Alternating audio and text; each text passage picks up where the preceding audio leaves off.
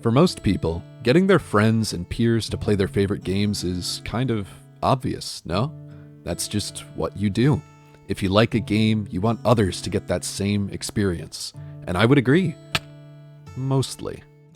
I've played a lot of video games over the years, but not all the games that I've played are ones that keep me coming back over and over, playing more and more, dipping hundreds of hours into their content. One of the games that has? Genshin Impact. Let's set the stage.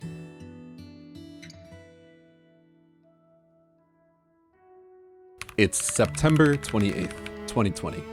The world is well into the lockdown following the COVID-19 pandemic, leaving a lot of different people with all sorts of free time. I, for one, had just started my senior year of high school taking classes online. Over the summer, I had finished my 8th and final playthrough of The Legend of Zelda: Breath of the Wild, having done a 100% playthrough of the game's Master Mode difficulty, and at last I felt comfortable putting down what had cemented itself as my favorite game of all time. But tonight, I was bored. I opened Twitter, as I often did around that age, and checked out the trending tab. Genshin Impact. I browsed a few clips of the game and immediately wrote it off to be just another game trying to capitalize on Breath of the Wild's success. The environments looked the same. The exploration looked the same. The enemies looked the same. But I was bored and wanted a laugh, so I figured I'd give it a quick install. The plan was to mess around for a bit in a presumably bad video game for about half an hour and then go to sleep. Immediately foiling my plan, however, the game's installer was insanely slow. So in the end, I set an alarm for 2 hours before my classes the following morning and went to bed.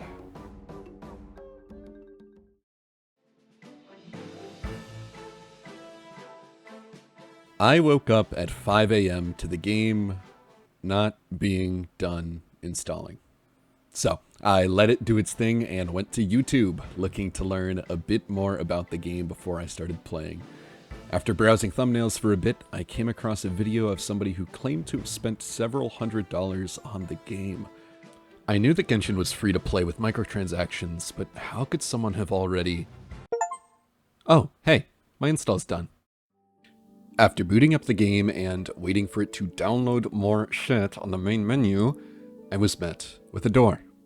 Click to begin. And so I did. The doors open and the camera rushes inside, giving a visual to the idea that you've just dove headfirst into a whole new world to explore. As the game's introductory cutscene played, I immediately found myself doubting my earlier negative assumptions about this game. The art style here wasn't anything mind-boggling, just an anime stylization, albeit one very well executed. What really hooked me was the music.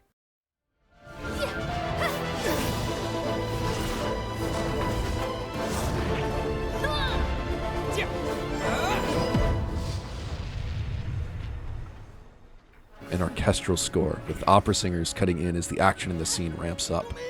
What kind of Zelda clone has the budget for that? Another thing that caught my attention was the voice acting. Maybe it's because I was comparing it in my head to Breath of the Wild's admittedly not so great voices. Oh man, oh man, oh man. But I was impressed by how well the characters in this scene express themselves. And hey, this guy's Tanjiro from Demon Slayer. I pick my character, name him Pogwil, and watch as his sister gets cubed. I then proceed to get cubed myself. Nice.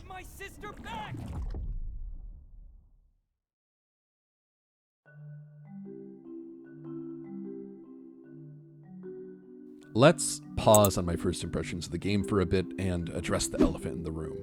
Unlike most Genshin Impact players, I don't like kids. Wait, no, that's the wrong elephant. This one. What kind of game is Genshin Impact?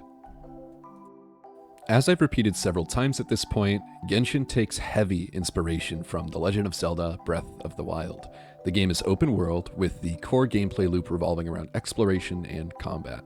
Just like in Breath of the Wild, you can climb just about any surface. A lot of your time with the game will be spent climbing mountains, looking down for points of interest, and gliding towards them. These points of interest might be enemy camps, puzzles, NPCs, or all sorts of other things. This gameplay loop is what drove me to spend over 2,000 hours in Breath of the Wild's Hyrule, and Genshin Impact did a damn good job of recreating it. There were a lot of open world games that had tried to recreate that success, and I had tried them all, but Genshin Impact was the only one where I felt the same sense of wonder and joy that I did in that March of 2017. There were lots of other places where the Zelda influence could be seen in Genshin too. Many enemy designs, while not directly ripped, would definitely raise eyebrows for any fellow Zelda fans. The game had a bunch of ingredients to gather accompanied by a cooking system, a focus on environmental hazards to deal with enemies, a stamina system for exploration and combat, a high-quality orchestral soundtrack. The list goes on. I went in expecting all of these similarities to feel like cheap imitations of their Zelda counterparts, but most of them just didn't. The exploration loop felt great. The enemies felt unique enough to justify their existence. The ways to fight them varied and enjoyable. The cooking is useless, but can't win them all, I guess. Despite all of these similarities, Genshin does handle a lot of things differently than Breath of the Wild. One big difference is that Genshin Impact is a gacha game. If you don't know what that is, don't worry. It's something I'll discuss at length later on. But for now, back to the start of the game. After a brief tutorial, I was introduced to the first party member you get access to, and... wait a second, a party member? Link doesn't get those, what the hell? Well, as it turns out, this game had a few tricks of its own up its sleeve. Genshin Impact's gameplay differentiates itself from Breath of the Wild in two core ways: the combat and the story.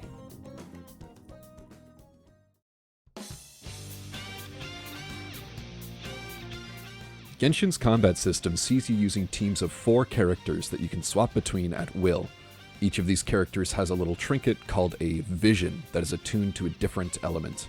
These visions are what let the characters in Genshin use their abilities. Combining attacks of different elements will cause elemental reactions, dealing extra damage and often applying debuffs. Things in the environment can also apply elements such as explosive barrels, pools of water, freezing cold flowers, and so on. Enemies can also apply elements and make use of elemental reactions, making it important that you pay close attention to your character's current afflictions. This elemental combat system is the very core and soul of Genshin Impact's combat. Lots of games use elements to some extent in their combat, but Genshin really goes all in here. As you progress, you'll find yourself combining different buffs with specific reactions in order to make the most of the systems at play. Lots of enemies will have elemental weaknesses and resistances. That could mean you have to rely more on those environmental hazards than the plan that your team usually follows. The game's combat is definitely on the easier side, being designed so that players who plan and utilize elemental reactions well don't need much in terms of mechanical skill. While the game's lacking difficulty is definitely a contentious topic among veteran players, myself included, I think the widespread appeal of the game speaks for itself. The game's combat is simple enough for anyone to get into and have fun with, but with lots of underlying complexity to satisfy the minds of more dedicated players. So, with Pogwil wielding the power of the wind and Amber shooting fiery arrows, I set off towards the next story objective.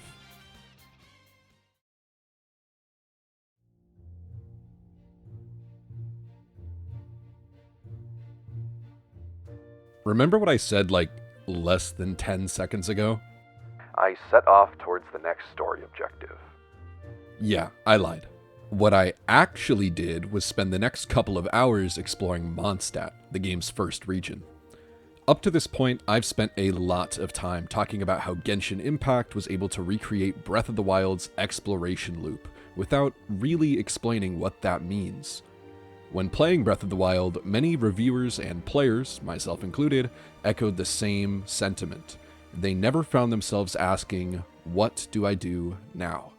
The game's map was designed in a way that players would always have something on their personal to-do list, without the game directly putting it there. Let's use an example.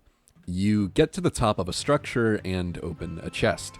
From up here, you can see a big, glowing tower that will light up your map, but you also see a building at the top of the hill that you're on. You make your way up the hill, solve a quick puzzle, and look back towards the tower. From this angle, you realize that there was a shrine near where you just were. On the way to the shrine, you stumble across another quick puzzle.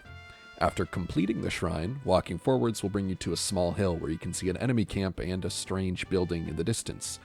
Keeping a mental note of the Sheikah Tower from before, you continue in this direction, and upon reaching the building, you find a stable, a side quest, and another shrine. From here, you can spy yet another shrine. I hope you get the point. The game's activities weren't just strewn about randomly throughout its playspace. They were carefully and methodically placed to guide players into exploring the world, all while making the players feel like it was their own idea. The map designers were also careful not to go overboard with this, as showing a player too many points of interest could cause them to forget about some of their plans or even feel overwhelmed and quit playing. This is the exploration loop that Genshin Impact replicates. While capturing footage for this video, I spent hours just exploring the early game regions, even after I had stopped recording. I don't want to stop playing until I've cleared my to-do list, but the map designers have made certain that won't happen easily. I firmly believe that if I hadn't spent those first few hours of the game just exploring the world and experiencing this gameplay loop, I might not have continued playing. After a while though, I finally decided I was tired of not having a glider and actually continued on with the main story.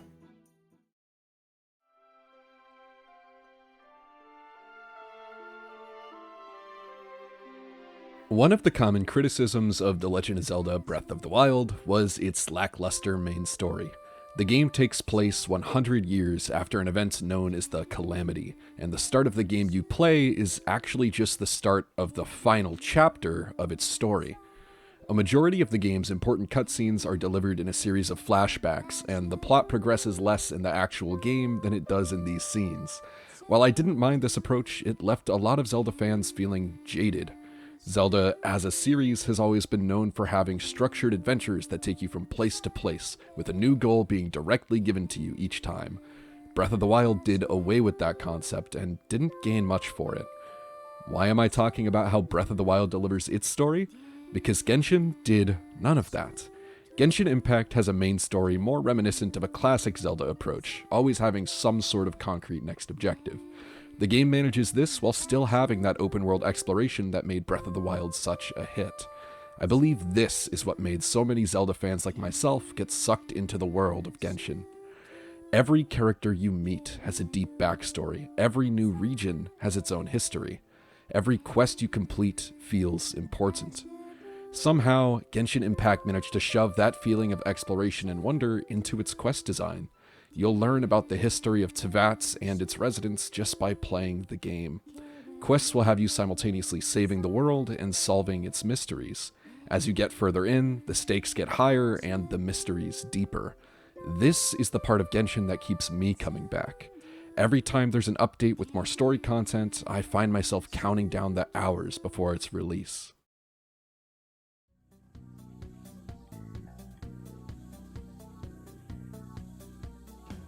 You heard me right. Content updates. Genshin Impact is a live service game, and at the time of writing, its story is still ongoing. Every 6 weeks, the game gets an update with varying amounts of new content. Each patch will have a few limited time events that give players rewards and sometimes even contain unique stories. Once a year, the game receives a major patch, adding a new nation to the game. The story sees you traveling to these nations to meet with their respective gods or archons, each of which preside over one of the 7 elements. Needless to say, these yearly patches are the ones most anticipated by players. The main story quest for a region is split into 3 segments, with the latter 2 being released with each subsequent patch after the yearly one. This is what builds that anticipation I was talking about. Players have to wait a long time to see the main story unfold. During the interim, patches will also add character quests, which see you meeting and learning about a specific character's backstory and personality.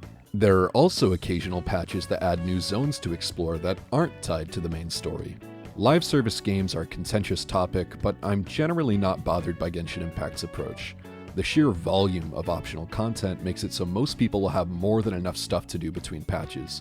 There have definitely been times where the game was in a content drought, but I've already put so many hours into the game that I don't ever feel I deserve more content. A lot of people, however, do feel that way, and I recommend they go play other games like Breath of the Wild or Tears of the Kingdom. Speaking of time played, I really wish that was a metric that was visible to me. I don't have a concrete way of knowing how many hours I put into Genshin, but I think the same 2,000 as Breath of the Wild would actually be a conservative estimate, and a lot of that time isn't just me forcing replayability like I did with Zelda. The game really does just have that much content. Its world is truly massive.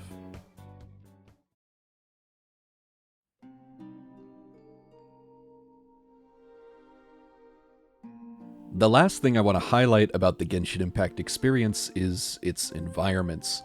For most of the video so far, I've tried to avoid using much footage from beyond the opening hours of the game, but I think the effort that Hoyoverse's art team has put into realizing this universe deserves showing off.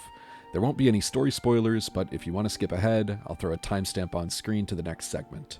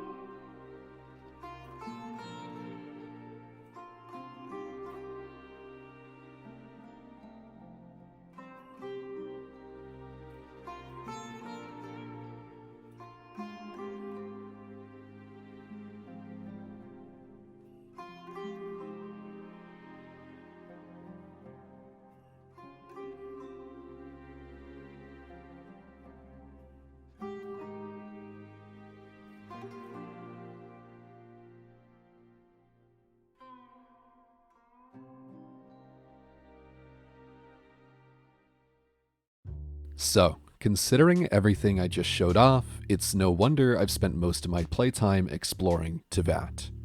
Most of my playtime. The rest of it? Slaving away at my dailies.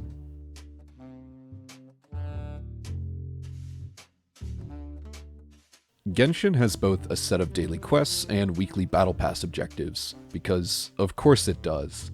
These don't take a big commitment to complete, but both give a relatively large amount of important items compared to the time it takes to do them, making it very important for someone who cares about the game to make sure they get them done.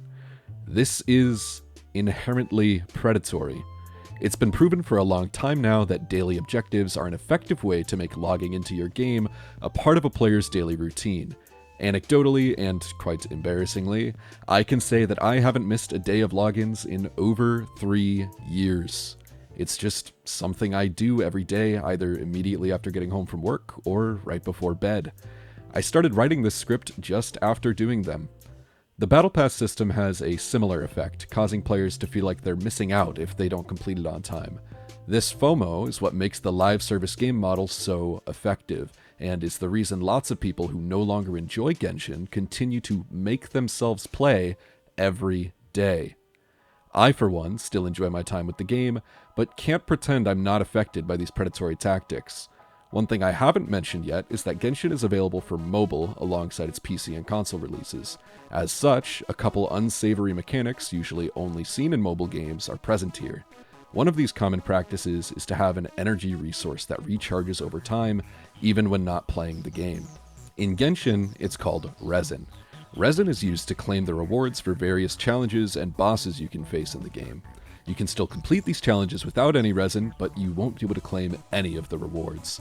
These rewards are needed for almost all progression in terms of making your characters more powerful, so it's a system you're forced to interact with. This is another mechanic to get players to log into the game every day.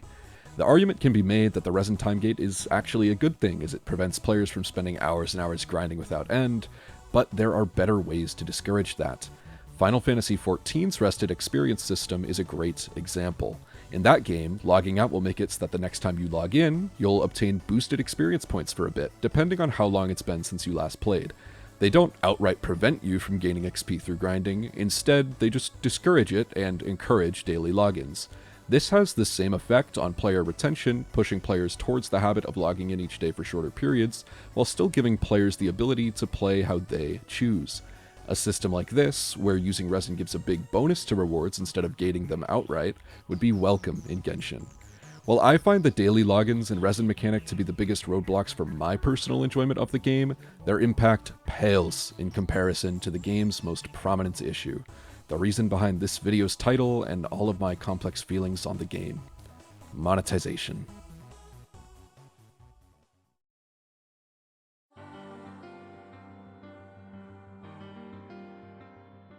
I'll say it again, but louder this time. Genshin Impact is a gacha game. Now, if you're naive like I was back in 2020 when I started playing, you might not know what that is, so let me explain. Gacha refers to a genre of games that offer progression through doing random chance rolls to get in-game items, characters, weapons, and so on. Just like the loot boxes you've seen in many AAA games in years past. The most popular of these games all focus on obtaining characters to use in your gameplay, as many players will find themselves attached to them and feel compelled to try to get their favorites. Remember how I talked about how each Genshin character has an awesome, unique backstory and quest? It's not just to deepen the lore, it's to make you want them. It's a sales pitch. You can earn these chance rolls, in Genshin they're called wishes, by playing the game. But the most efficient way to earn them is through the limited time events and the daily quests, feeding into that FOMO I mentioned earlier. That is, unless you're willing to open your wallet.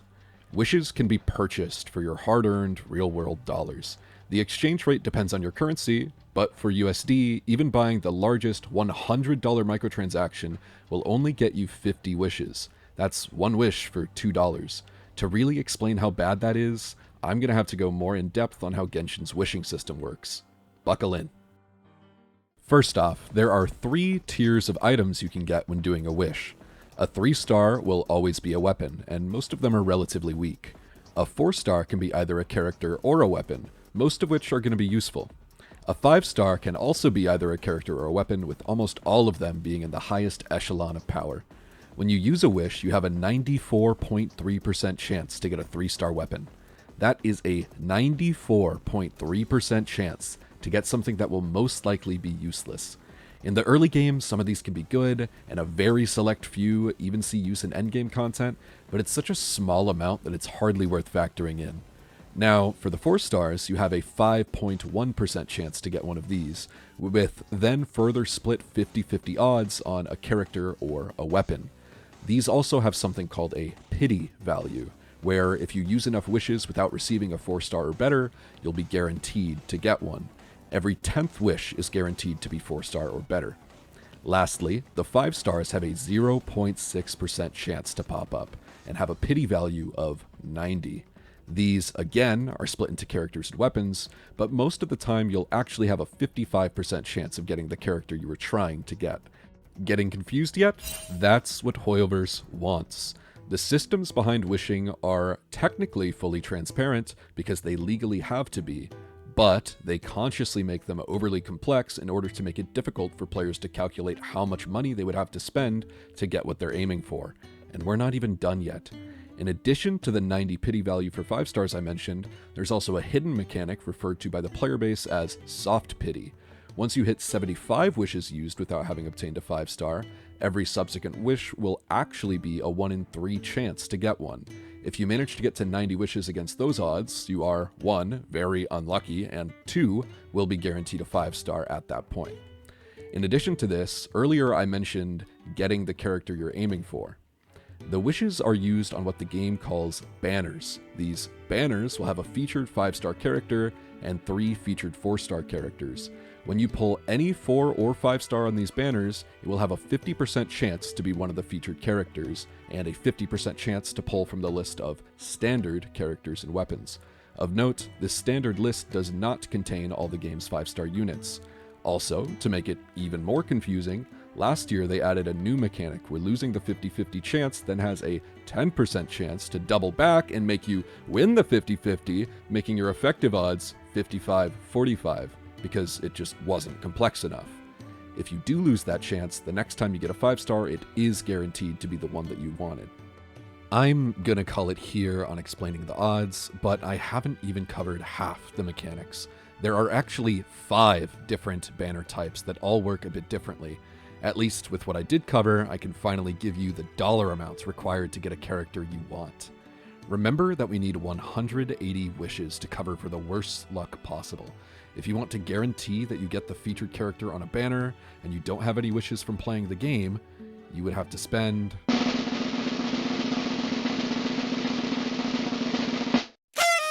$365. That is 3 $100 purchases to get you 151 wishes, another $50 purchase will get you 24 more, and a final $15 for 7 wishes to push us over that total of 180 that we need. That is a completely insane amount of money for any game to ask from a player all at once. And I do mean at once. I neglected to mention that Genshin's banners only last for 21 days. You have 21 days to scrounge together the wishes to get the character you want. Now, these banners do come back and are announced sometime beforehand, so you do have a little bit of leeway to save up what you get from dailies, quests, and exploring, but if you wanted characters back to back, it's nearly impossible without spending money. Oh, and one more thing. Just getting the character? That's not enough. Every character has 6 constellations that are unlocked by getting a duplicate copy of the same character. These give buffs that get progressively stronger the closer you are to maxed out, and they are no easier to get than your first copy of that character. Getting these will cost over $1,000. I should point out that a very, very small portion of players will actually spend such insane amounts of money on the game, but for those who will, gacha game companies have given them a name: whales. Whales are people who either A, have large amounts of disposable income they are willing and comfortable to spend on these games, or B, they are people who have issues with irresponsible spending and with gambling. Because, let's be clear here, gacha is gambling. This second group of players is the reason I can't, in good faith, recommend Genshin Impact to any of my friends, nor to you watching. You can't really know if you'll develop a gambling addiction until you're exposed to it, and by that point, it's often too late. There are countless people whose lives have been ruined by gambling as a whole, and I personally have met people who have had their lives ruined by Genshin Impact and by other gacha games. I consider myself lucky that I happen to not be susceptible to these practices. Now, if you heard people talking about Genshin closer to its release, you may recall that its gacha system was actually praised by many players. Why was that? Well, there were a few reasons. Gacha games as a genre are incredibly predatory, and mechanics such as the pity and 50-50 systems I mentioned were not industry standard at the time. Genshin is actually the game that popularized these. So in 2020, for people who were familiar with the genre, it was a breath of fresh air. I personally do not believe in giving credit to games for having mechanics that are not as bad, but this was mostly a narrative coming from people familiar with gacha games, unlike myself. The other common praise the game received was for the fact that all its content could be completed without spending a penny with relative ease, even its endgame. This is no longer the case, all thanks to a foe that many of you are intimately familiar with: Powercreep. Now, this section was originally much longer. So much longer, in fact, that I ended up writing a script for that to be its own video, one which may or may not ever actually be produced. Unfortunately, the scope of the segment ended up too large to include in this broader review of the game as a whole. While at release, Genshin had very few issues with power creep, over time, the developers became more comfortable making characters that filled more roles, and eventually, ones that were strictly more powerful than older units. This on its own wouldn't be so bad, but in the last year, endgame content has been painfully catered to new characters, and the latest mode's highest difficulty is completely unclearable without having every single new 5-star along with constellations for them. Again, this just scratches the surface of the story of the game's power creep, so if I ever do make that follow-up video, check it out.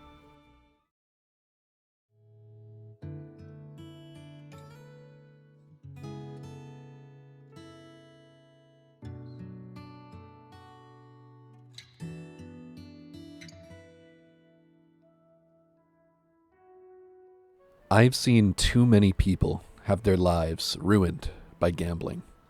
I don't think gacha games have nearly the destructive power of things like prediction markets or sports betting or casinos, but they prey upon the same human tendencies and weaknesses. I personally know people who have spent thousands of dollars on Genshin and have seen the stories of people who have completely ruined their finances and their lives through spending on this game. I love Genshin Impact. I do. You can really feel the passion behind every artistic aspect of the game's design. I plan to see it through till the end, waiting eagerly for every patch. But for you, for my friends, my family, my viewers, I can't share this experience. I want nothing more than to share my love for this game with others, but I can't invite you along for the ride. Not when I know just how bumpy that ride can be. Genshin Impact is the best game I can't recommend.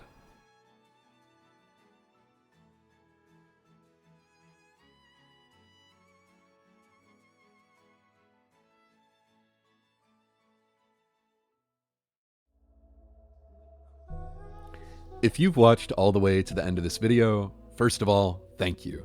This is a video I've been wanting to make for a couple years now, and these thoughts are ones I've had since I first started playing Genshin all the way back in 2020.